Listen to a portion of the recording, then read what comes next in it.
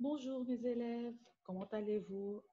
Après qu'on a terminé le chapitre 8 et chapitre 9, la méiose et la mitose, on va faire une petite comparaison entre la mitose et la méiose. Faites attention avec moi. Toujours avant de commencer, je vous donne une cellule à 2n est égal 6. Pourquoi c'est 6? Car il y a 1, 2, 3, 4, 5, 6. OK? 2N, 2, car chaque chromosome a son homologue. Regardez, bleu, de même taille de rouge. OK? Cette bleue-là, elle est comme ça, avec la taille, même taille, et c'est la plus petite chromosome avec la plus petite chromosome de l'autre couleur. OK?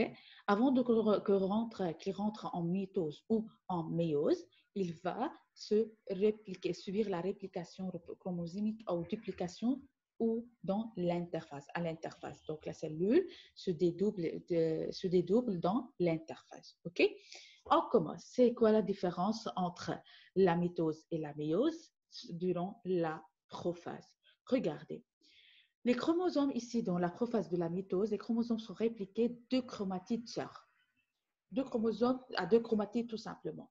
Mais durant la prophase de la méiose, on regarde que les paires de chromosomes homologues liés ensemble. Ils sont rapprochés. Il y a appariement des chromosomes, OK? Et par la cohésion de chromatides sœurs, ils sont rapprochés, ils sont reliés entre eux.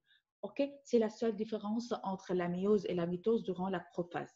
OK? Je passe chez la métaphase des mitoses et la métaphase des méioses. Je remarque que durant la méiose, l'alignement des paires de chromosomes homologues sur la plaque équatoriale homologue. Regardez, à chaque fibre, je trouve des chromosomes homologues. Mais durant la métaphase de la mitose, je trouve qu'il y a l'alignement des chromosomes individuels. Regardez, individuel, c'est-à-dire chaque chromosome seul et à un seul fibre, non pas les chromosomes homologues sur sa même fibre. Chaque chromosome est sur un fibre individuel pour former la plaque équatoriale. Pour l'anaphase, faites attention bien. OK? Pour l'anaphase de les deux montrent la séparation du chromatide. Chez la mitose et la méiose, on trouve qu'il y a dans les deux séparation des chromatides sœurs. OK?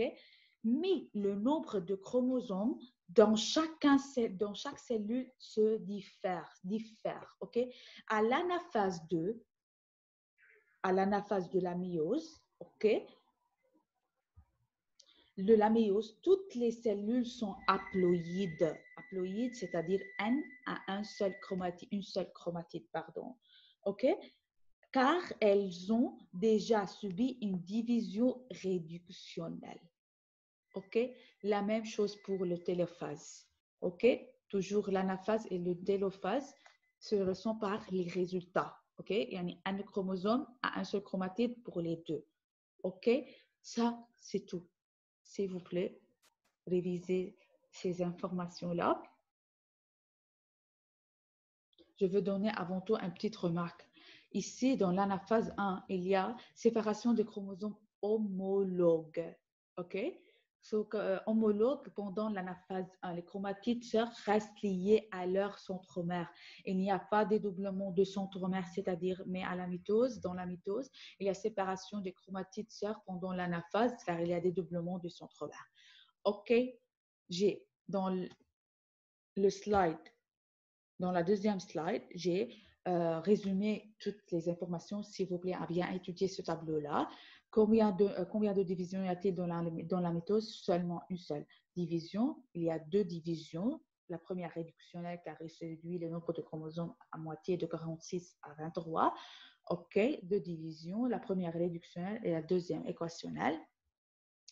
Le comportement ou les événements de chromosomes à l'anaphase, dans la mitose, il y a séparation de chromosomes de chaque chromosome, OK, et dédoublement des centromères. Mais dans la méiose, il y a séparation de chromosomes homologues à deux chromatides chacun dans l'anaphase 1. Chromosome homologue, ici, il n'y a pas de dédoublement de centromères, il n'y a pas de séparation des chromosomes des deux chromatides, OK? Séparation des chromosomes homologues. Dans la deuxième division, équationnelle dans l'anaphase 2, c'est-à-dire il y a séparation des chromatides de chaque chromosome. OK? Ici, il y a des doublements de centromère. OK? État des chromosomes des cellules filles. Les chromosomes, qu'est-ce qu'on obtient des chromosomes dans les cellules filles à la fin comme résultat? À la mitose, on obtient 2 cellules filles. 2 cellules contiennent donc un chromosome à un seul chromatide chacun. Dans la méiose, on obtient 4 cellules filles. Attention, écrivez 2 cellules pour la mitose et 4 cellules pour la méiose. OK? Chaque cellule fille de ces 4 et contient un chromosome à une seule chromatide chacun. Ça, c'est tout. Chapitre la méiose est terminé. S'il vous plaît, étudiez bien ces remarques-là. C'est un très important tableau. Ce tableau-là est très important. Je demande beaucoup de comparaisons entre les deux divisions. OK? Merci pour votre attention.